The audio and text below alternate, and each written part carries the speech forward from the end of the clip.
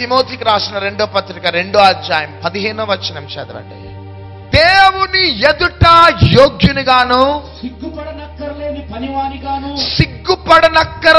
పనివాడిగాను సత్యవాక్యమును సరిగ్గా ఉపదేశించువానిగాను నిన్ను నీవే దేవునికి కనపరుచుకొనుటకు జాగ్రత్త పడుము. గట్టిగా చప్పట్లు కొడదాం. yes lord, what a powerful word. ఎంత జాగ్రత్తలు ఇస్తున్నాడండి పౌలు తిమోతికి. జాగ్రత్త తిమోతి, నీ యవ్వన జీవితంలో జాగ్రత్త. తెస్సలోనికకు రాసిన 1వ పత్రిక 4:7 చదువు. పరిశుద్ధులగుటకే దేవుడు మనల్ని పిలిచెను గాని. ఆమేన్. ఏంటిదట? గట్టిగా చెప్పాలి. పరిశుద్ధులగుటకు దేవుడు మనల్ని పిలిచెను గాని అపవిత్రులుగా ఉండుటకు పిలువబడలేదు. ఆమేన్. మనల్ని దేవుడు ఎందుకు పిలిచిండండి? ఎందుకు పిలిచిండు దేవుడు? చెప్పాలా? పరిశుద్ధులుగా ఉండటానికి పిలిచినాడు అంతే దేవుడు మనల్ని, అపవిత్రులుగా ఉండటానికి కాదు. నీవు లోక సంబంధమైన ప్రోగ్రామ్ చూస్తే నీలో పరిశుద్ధత వస్తుందా, అపవిత్రత వస్తుందా? హీరోయిన్ డాన్స్ చేస్తా ఉంటే అబ్బా నువ్వు ఆత్మీయ బలం పొందుకుంటావా? చెప్పాలి. సీరియల్స్లలో భయంకరమైన దృశ్యాలు వస్తా ఉంటే పరలోక ప్రత్యక్షతను పొందుకుంటావా? నువ్వు అపవిత్రులుగా మార్చబడుతూ ఉంటావు. కానీ దేవుడు మనల్ని ఎందుకు పిలిచినాడంటే మనం పరిశుద్ధులుగా ఉండటానికి. గట్టిగా చప్పట్లు కొడదాం. ఈ బోధ చేస్తే నచ్చదు ప్రజలకి. ఈ బోధ విని విడిచిపెట్టి వెళ్ళిపోయేవారు ఉన్నారు చాలా మంది. ఈ 12 years నుంచి కూడా ఇదే గంట గొడ్డలి దిగుతూ ఉన్నప్పుడు ఎంతో మంది అపార్థం చేసుకొని వెళ్ళిపోయిన వారు ఉన్నారు. కానీ తుమ్మితే ఊడిపోయే ముక్కు ఉంటేంది, ఉండకపోతేంది? ఏ ముక్కు చెప్పాలా? మాటికి తుమ్ముతున్నావు అనుకో, మాటికి ముక్కు ఊడిపోతున్నది అనుకో, ఆ ముక్కు ఉంటేంది, ఉండకపోతేంది? కొంతమంది అపార్థం చేసుకొని వెళ్ళిపోయిన వారు ఉన్నారు. బాధ అనిపించేది. కానీ దేవుడు నాకు ఇచ్చిన ప్రత్యక్షతను మాత్రము కొనసాగించమన్నాడంతే. హల్లెలూయా, హల్లెలూయా. ఆ చిన్న చర్చిలో 3 ప్రారంభించినాను. ఎంతమందితో? 3 ముసలోళ్ళే. అప్పుడు రివైవల్ మెసేజెస్ వాళ్ళ ముందు నేను. వాళ్ళు 3లో 2 నిద్రపోతూ ఉండేటోళ్ళు. చూడండి ఎన్ని కష్టాలు పడ్డానో ఆ టైంలో. కానీ ఆ 3తో ప్రారంభించబడిన పరిచర్య ఈరోజు యావత్ ప్రపంచానికి దేవుడు చేర్చినాడు. గట్టిగా చప్పట్లు కొడదాం. హల్లెలూయా. అక్కడ ఒక బావి ఉంటది. ఆ బావిలో నీళ్లు చేదుకొని తాగిన అనుభవం మాదే. 3తో పేదవాళ్ళు 3 రూపీస్ 4 రూపీస్ చందా, ఒక ఆదివారం చందా నాది. కానీ ఏ రోజు కూడా మా పేదరికంను బట్టి మేము వెనకంచ వేయలే. మా పేదరికంను బట్టి యేసయ్యను విడిచిపెట్టలేదు. కానీ ఆ 4 రూపాయలు వచ్చినప్పుడు, 3 రూపాయలు వచ్చినప్పుడు మేము దేవుణ్ణి స్తుతించినాం, దేవుణ్ణి ఘనపరిచినాం. హల్లెలూయా. మా పరిశుద్ధత నుంచి దూరం చేయటానికి అపవాది ఎన్నో రీతులుగా మా ఇద్దరిని అటాక్ చేసినా, కానీ ఆ గువ్వలు కానీ మూలుక్కుంటూ ఏడుస్తూ ఉన్నట్లు ఇద్దరం మూలుగుతూ ఈ అడవిలో ఉండేవాళ్ళం. కానీ ఆ రోజు కార్చిన కన్నీరుని మాత్రము ఎవ్వరి భూమి మీద చూడకపోయినా కానీ నా ప్రేమ కలిగిన యేసయ్య పరలోకంలో చూసినాడు. నానా పేతురు ఎక్కడ ఓడిపోయిండో, పేతురు ఎక్కడ ఓడిపోయినాడో అదే స్పాట్ లో పేతురికి నేను విజయాన్ని ఇచ్చినాను. గట్టిగా చప్పట్లు కూడా. హల్లెలూయా. నాకు అసాధ్యమైనది ఏమీ కూడా లేదు బిడ్డ అన్నాడంతే. మరలా వచ్చి బెల్లంపల్లిలో పడ్డా. నేనెక్కడ తృణీకరింపబడి, వెలివేయబడి, అపహసించబడి బెల్లంపల్లి పట్టణాన్ని విడిచిపెట్టి వెళ్ళిపోయినా అదే స్పాట్ లో దేవుడు తన రాజ్యాన్ని కడుతున్నాడు.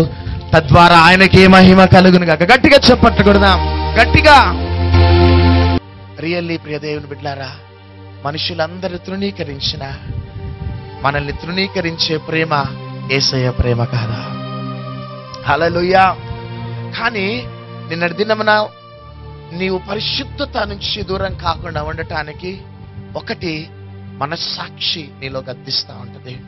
మన పరిశుద్ధతను కాపాడుకోవటానికి, మనం పరిశుద్ధతలో ప్రవేశించటానికి దేవుడు వాడే మొదటి ఆయుధం ఏంటిదంటే గట్టిగా చెప్పాలి, మనస్సాక్షి. రెండో ఆయుధం ఏంటిదంటే మనం పరిశుద్ధతలో ఎంటర్ కావటానికి, మనం పరిశుద్ధతను కాపాడుకోవటానికి దేవుడు వాడే రెండో ఆయుధం ఏంటిదంటే మనల్ని కొడతాడు ఆయన. గట్టిగా చప్పట్లు కొడదాం. ఏం చేస్తాడు ఆయన? యాకోబుని ఏం చేసిండు? కొట్టిండు అంతే. ఎంతమందికి దెబ్బలు కావాలా? వద్దు, దెబ్బలు వద్దు. ఎంతమందికి పరిశుద్ధత కావాలా? చేతుల పైకి ఎత్తండి. యాకోబు ఇశ్రాయేలుడిగా, పరిశుద్ధుడిగా, ఒక ప్రత్యేకించబడిన జనాంగముగా మారకముందు దేవుడు యాకోబుని ఏం చేసిండు చెప్పాలా? కొట్టిండని చెప్పండి. ఆమెన్. నువ్వు పరిశుద్ధుడిగా మారాలి అంటే దేవుడు నిన్ను ఏం చేయాలా? గట్టిగా చెప్పాలా? 12 సంవత్సరాలు కొట్టిండు దేవుడు. ఆమెన్. ఎన్ని సంవత్సరాలు కొట్టిండు మమ్మల్ని? ఒక్క రాత్రి కొట్టలేను మమ్మల్ని, 12 సంవత్సరాలు కొట్టిండు అంతే. కొట్టి కొట్టి కొట్టి కొట్టి మమ్మల్ని పుటము వేసి మమ్మల్ని ఈ స్థితిలోకి తీసుకొని వచ్చినాడు. హల్లెలూయా. కొంతమంది ఇశ్రాయేలులుగా మారాలని ఆశ ఉంటది, కానీ దేవుడు గాని కొడితే తట్టుకోలేరు. దేవుడి దెబ్బలకి తట్టుకోలేరు. ప్రభువా మాకు దెబ్బలొద్దు కానీ నీ ఆశీర్వాదాలు కావాలా. కానీ దేవుని ఆశీర్వాదాలు కావాలంటే మొదటిగా ఏం పడాలా? మనకి చెప్పాలా? దెబ్బలు పడాలా. పక్కన వారితో చెప్పండి, దెబ్బలు పడాలని చెప్పండి. నాకు దెబ్బలు పడాలని చెప్పండి. మనకు దెబ్బలు పడాలా. గట్టిగా చెప్పట్లు కొడదాం. యాకోబుని దేవుడు ఏం చేసిండు? కొట్టిండు అంతే. ప్రియ సహోదరి, ఈరోజు గొప్ప గొప్ప సేవకులకు ఉన్నతమైన స్థాయిలోకి వెళ్ళి గొప్ప సేవలు చేస్తున్నారు. ఈరోజు ఆ సేవకులను చూసి ఈజీగా అందరు కొంతమంది పాయింట్అవుట్ చేసేస్తా ఉంటారు. ఓకే, కానీ ఆ స్టేజ్లోకి వెళ్ళక ముందు దేవుడు ఎన్నిసార్లు కొట్టిండో. అందుకనే పుటము వేయబడాలి మనం. హల్లెలూయా, హల్లెలూయా. మనము పుటము వేయబడ్డప్పుడే మనం సువర్ణముగా మార్చబడతాం. గట్టిగా చప్పట్లు కొడదాం. ఎట్లా మార్చబడతాం మనము? హల్లెలూయా. నువ్వు పరిశుద్ధురాలుగాను నువ్వు దీవించబడాలంటే కొన్నిసార్లు నీ భర్త నుంచి నీకు పోరాటం వస్తుంది. ఆమెన్. స్త్రీలు చెప్పండి ఆమెన్ అని చెప్పండి. హల్లెలూయా. నీ భర్త నీకు నీకు నీకు భయంకరంగా శత్రువుగా మారిపోతాడు. నీ ఆర్థిక పోరాటాలు నిన్ను నిన్ను నిన్ను ముందుకు సాగనివ్వవంతే. నువ్వు చెయ్యని పొరపాట్లు యోసేపు మీద పడ్డట్టు నీ మీద పడతాయి అంతే. రోబారాబా శాందేరలరియానా. భయంకరమైన పోరాటాలు, వ్యతిరేకతలు, నష్టాలు, ఇవన్నిటి ద్వారా దేవుడు మనల్ని నలగగొట్టాలి. ఆమెన్. నలగగొట్టాలి అంతే. మనం ఎప్పుడైతే నలగగొట్టబడతామో ఆ నలగగొట్టే సమయంలోనే మనం చాలా జాగ్రత్తగా ఉండాలా. మనల్ని దేవుడు నలగగొడుతున్నాడు కాబట్టి మనము జాగ్రత్తగా ఉండాలి. దేవుడు లైఫ్ లాంగ్ మనల్ని నలగగొట్టాడు, కానీ నీ విశ్వాసమును పరీక్షించడానికి, నీ పరిశుద్ధతను పరీక్షించడానికి కొన్ని దినాలు నిన్ను దేవుడు నలగగొడతాడు. ఆమెన్. హల్లెలూయా. నలగగొట్టిన తర్వాత ఒక రాత్రి నిన్ను లేపుతాడండి. ఆమెన్. హల్లెలూయా. ఆయన గాని నిన్ను లేపితే ఈ భూమి మీద ఎవరు కూడా నిన్ను దించేవారు ఉండరు. గట్టిగా చప్పట్లు కొడదాం అంతే. గట్టిగా. హల్లెలూయా. కొన్నిసార్లు భయంకరంగా మూర్ఖతను కొంతమంది కనపరుస్తూ ఉంటారు. భయపడం మేము. ఆమెన్. ఎందుకు భయపడమంటే మమ్మల్ని లిఫ్ట్ చేసి ఈ స్థితికి తీసుకొని వచ్చిన దేవుడు ఇంకా బ్రతికే ఉన్నాడు. ఆయన. హల్లెలూయా. హల్లెలూయా. కాబట్టి మొదటిగా మన పరిశుద్ధతను కాపాడుకోవటానికి, మనం పరిశుద్ధతలో ఎంటర్ కావటానికి దేవుడు వాడే మొదటి ఆయుధం ఏంటిదంటే మన మనస్సాక్షి. హల్లెలూయా. రెండో ఆయుధం ఏంటిది అంటే, ఒకటి దేవుడు కొడతాడంతే మనల్ని. ఆ కొట్టే సమయంలో అది ఫైనాన్షియల్ క్రైసిస్ కావచ్చు, సమాజం నుంచి వ్యతిరేకత కావచ్చు, ఏదైనా కావచ్చు. ఆ దెబ్బలు మనకు పడ్డప్పుడు మనం ఏ విధంగా ఉండాలంటే మౌనముగా ఉండాలి. ఆమెన్. ఎట్లుండాలి చెప్పాలా? మౌనముగా ఉండాలంతే. దేవుడు అడుగడుగున మనల్ని పరీక్షించి పరిశోధించి ఒక దినమున దేవుడు మనల్ని ఉన్నతమైన స్థాయిలోకి తీసుకొని వెళ్తాడు. నా ప్రియ సహోదరి, నా ప్రియ సహోదరుడా, ఒకవేళ ఈ రాత్రి నువ్వు ఏ పోరాటంతో ఈ ప్రాంగణంలో అడుగుపెట్టినావో, నువ్వు ఏ వ్యతిరేకతల మధ్యలో ఈ ప్రాంగణంలో అడుగుపెట్టినావో, సహోదరి సహోదరుడా, కానీ నేను నమ్ముతున్నాను దేవుడు నిన్ను పుటము వేస్తున్నాడు. ఆమెన్. హల్లెలూయా. దేవుడు నిన్ను ఇబ్బంది కొలమిలో నిన్ను పుటము వేస్తున్నాడమ్మా. తమ్ముడు, ప్రియ చెల్లి, యేసయ్య నిన్ను పుటం వేస్తున్నాడు బిడ్డ. దేవుడు నిన్ను పుటము వేసే సమయంలో దేవునికి నమ్మకంగా ఉండంతే, యథార్థంగా ఉండు, నీ పరిశుద్ధతను కాపాడుకో. ఒక దినమున దేవుడు నిన్ను ఎక్కలేనంత ఎత్తైన కొండకి నిన్ను ఎక్కించి నిన్ను అనేకులకి దీవెనకరంగా మాదిరికరంగా ఉంచబోతున్నాడు. గట్టిగా చప్పట్లు కొడదాం. హల్లెలూయా. అందుకనే ప్రియ దేవుని బిడ్డలారా, మేము అందరూ మమ్మల్ని విడిచిపెట్టినా, ఒకవేళ మాతో ఉన్నా లేకపోయినా, మేము ఎవరితో ఉండటానికి ఇష్టపడతామంటే యేసయ్యతో ఉండటానికి ఇష్టపడతాం. ఆమేన్. హల్లెలూయా. కానీ నేను నమ్ముతున్న ప్రియ దేవుని బిడ్డలారా, మన పరిశుద్ధతను కాపాడుకుందాం, మన యథార్థతను కాపాడుకుందాం. ఈ భూమి మీద దేవునికి నోవాహు తప్ప ఒక్కడు కూడా కనబడలేదట. హల్లెలూయా. హల్లెలూయా. నీ ఉద్యోగంలో యథార్థవంతుడు ఎవరంటే నువ్వు ఒక్కడే కనబడాలి యేసయ్యకి. ఆమేన్. నీ పట్టణంలో యథార్థవంతుడు ఎవరైనా ఉన్నాడంటే ఆ ఒక్కడే కనబడాలి, అంతే. అంత యథార్థంగా మన ఆధ్యాత్మిక జీవితంలో మనం ముందుకు సాగుదాం. సులువులో చిక్కులలో పెట్టే పాపముల వైపు మన మైండ్ని ఏమాత్రం కూడా డైవర్ట్ చేయొద్దు. నష్టపోదాం. ఆమేన్. ఏం చేద్దాం చెప్పాలా? నష్టపోదాం అంతే. లక్షలు లక్షలు లాస్ అయిదాం, కానీ మన పరిశుద్ధతను మాత్రం మనము దూరం చేసుకోవద్దు. చాలా కేర్ఫుల్ గా ఒక అద్దములాగా మన పరిశుద్ధతను కాపాడుకునే రోజులు సహోదరి సహోదరుడా. కాబట్టి మన పరిశుద్ధతలో ఉండటానికి, మన పరిశుద్ధతను కాపాడటానికి యాకోబును ఇశ్రాయేలుగా మార్చక ముందు ఏ విధంగా ఒక దెబ్బ కొట్టినాడో ఆ విధంగా దేవుడు నిన్ను దెబ్బ కొట్టిండు కాబట్టి ప్రాంగణానికి అడుగు పెట్టినావా? ఆమేన్. గట్టిగా చప్పట్లు కొడదాం, గట్టిగా. దేవుడు దెబ్బ కొట్టకపోతే వచ్చేటోనివి కాదు, వచ్చేవానివి కాదు నువ్వు. దేవుడిని దెబ్బ కొట్టడానికి కారణం ఏంటిదంటే ఈ ప్రత్యక్షత నువ్వు పొందుకోవాలి. నువ్వు క్రీస్తు కోసం నమ్మకంగా బ్రతకాలి. ఆయన రాకడ కోసం నిష్కలంకంగా నిందారహితంగా నువ్వు సిద్ధపడాలి. అందుని బట్టి దేవుడు నువ్వు ఏ పట్టణంలో, ఏ గ్రామంలో, ఏ జిల్లాలో నుంచి వచ్చినావో కానీ నీ ఫ్యామిలీలో దెబ్బ కొట్టింది దేవుడే. ఆమేన్. హల్లెలూయా.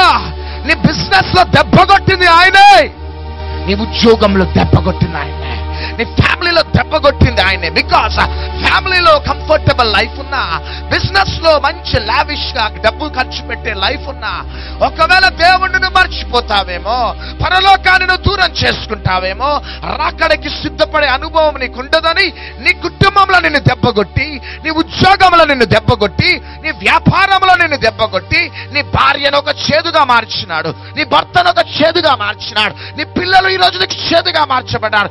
ఎందుకు అంటే అన్ని తలుపులు మూయబడ్డప్పుడు నీకు ఒకే ఒక తలుపు తెరవబడాలి.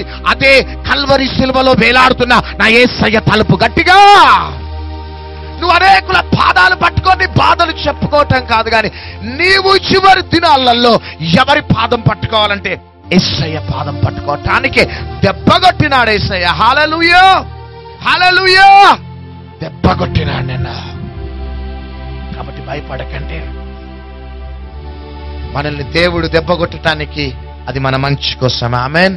ఒక కీడు వెనకాల ఒక మేలు దాచిపెట్టినాడు. పరలోకం వెళ్ళాలంటే మనం దేవుని ద్వారా ఏం తినాలి చెప్పాలి.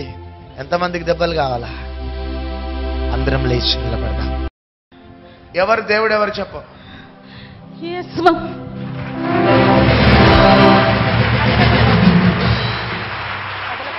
ప్రజల పాపాలు కడగబడాలంటే ఎవరు రక్తం కావాలి? యేసు రక్తం.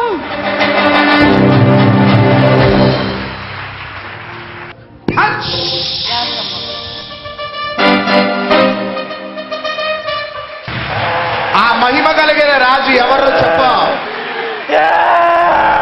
ఎవరు చెప్ప?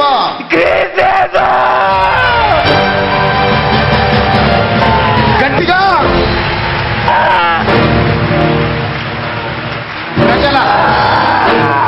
ప్రజల పాపాలు కడగబడాలంటే ఎవరు రక్తంగా?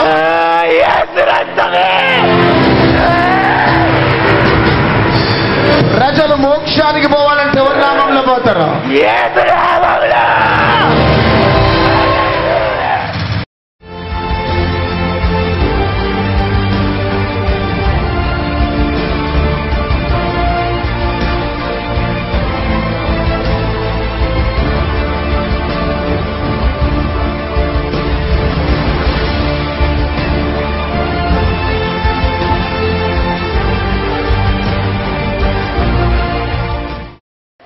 నేను గత 16 సంవత్సరాల నుండి గుట్కలకు మరియు మందుకు బానిసగా ఉండేవాడిని.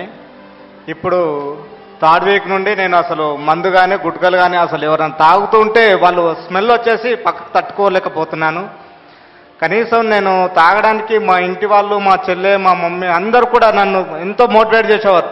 నువ్వు తాగొద్దు, మేమంతా చర్చికి వెళ్తున్నాం, నువ్వు ఒక్కడివే ఇట్లా ఉన్నావు, తాగొద్దు, బాగుండదంటే కూడా వాళ్ళందరికీ ఎదురు తిరిగేవాడిని. లాస్ట్ వరకు పాస్టర్ అమ్మతో కూడా కొట్లాడిన ఒకసారి.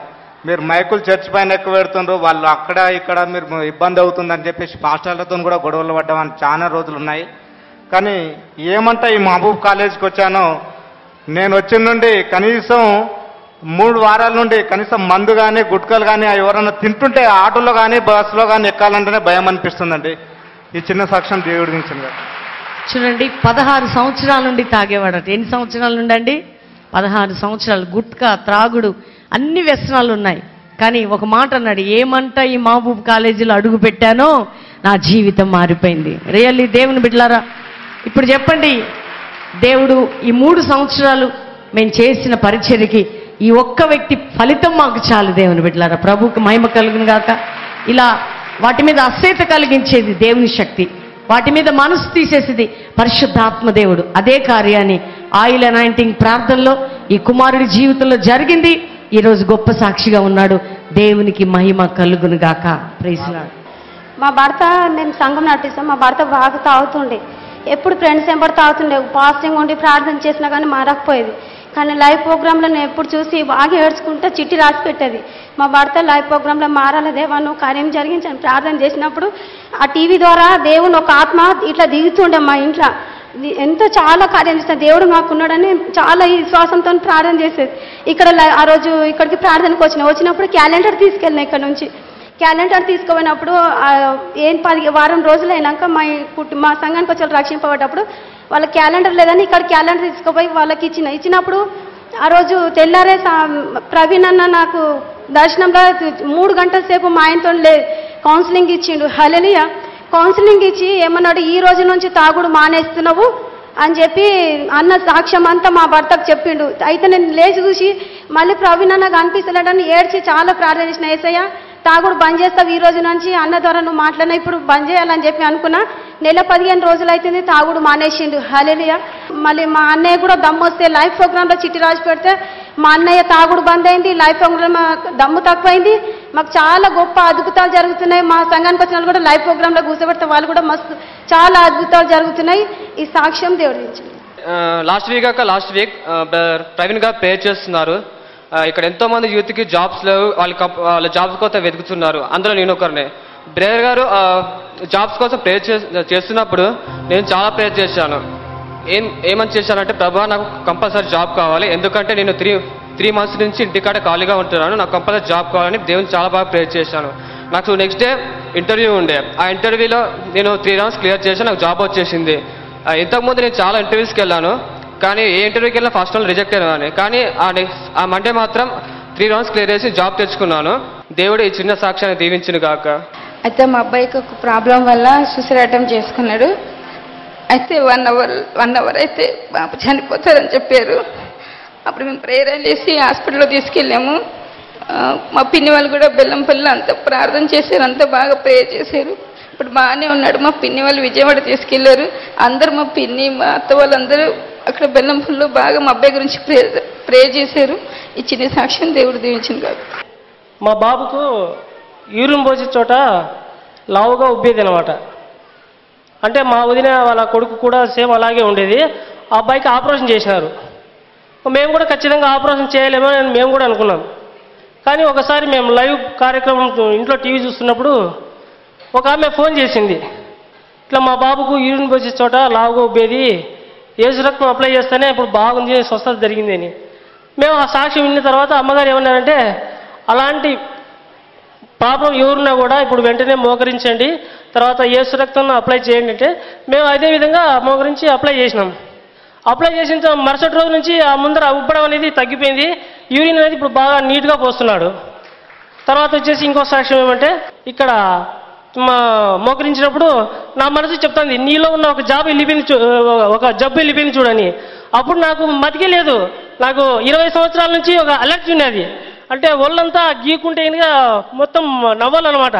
అట్లా ఒక 2 గంటలు లేట్ అయితే కనుక మొత్తం ఒళ్ళంతా ఏమైందంటే రెడ్గా అయిపోయేది. అలాంటి జబ్బును కూడా దేవుడు నాకు స్వస్థపరిచినాడు.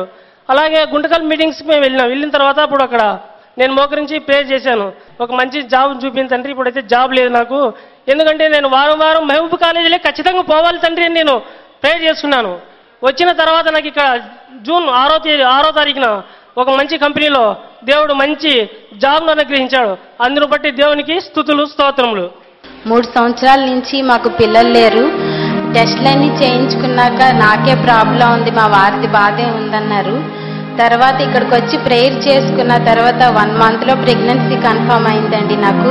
తర్వాత బాబు పుట్టిన తర్వాత మళ్ళీ నాకు సీరియస్ అయింది. అప్పుడు తర్వాత మళ్ళీ ప్రార్థన చేసుకున్నాను, ప్రేయర్ ఆయిల్ రాసి సాక్ష్యం చెప్తాను అనుకున్నాను. తర్వాత 1 వీక్ ముందు బాబుకి చాలా సీరియస్ అయింది. సాక్ష్యం చెప్పడానికి నేను చాలా భయపడ్డాను. కానీ దేవుడు నా బిడ్డని క్షేమంగా ఉంచినందుకు దేవుడు నమస్కరిస్తాను. బాగలేకుండా హాస్పిటల్లో ఉండే, కోమా స్టేజ్లో ఉంది. అయితే డాక్టర్స్ తీసుకెళ్ళిపోండి అని చెప్పారు.